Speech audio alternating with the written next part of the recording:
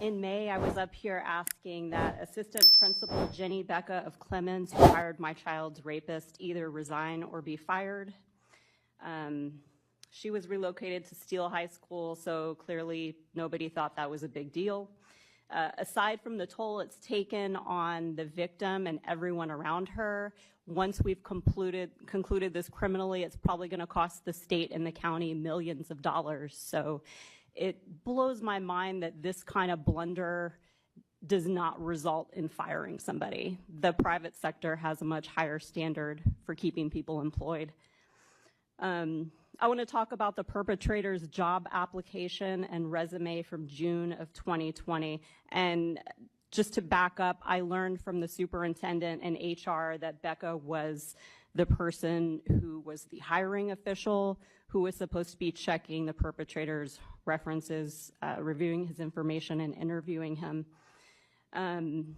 His resume and application showed that he had already resigned from the school that he was just teaching at.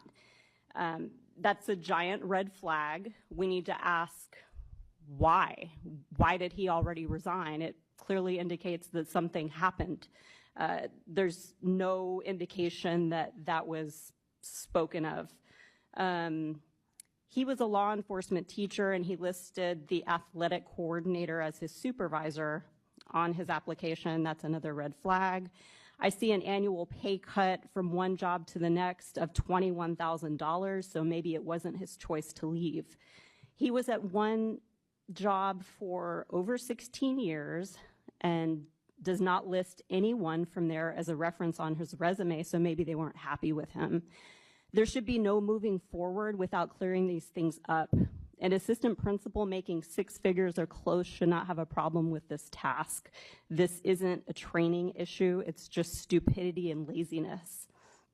After hiring this guy, he was a problem. There's documented problems the first year. He had a probationary contract. He should have been fired at that point, but instead he comes back and is one problem after the next. And still, nothing is done about it. In fact, he's given additional money and duties as a coach, and his issues continued until he was under investigation for crimes against my daughter. The board was aware of him being terminated or resigning and reported to the TEA in April of 2022. Apparently, nobody questioned his history and if he should have been hired or not. Every single one of you on the board, aside from Margaret, were here, but nobody cared to look into that and see that there was a problem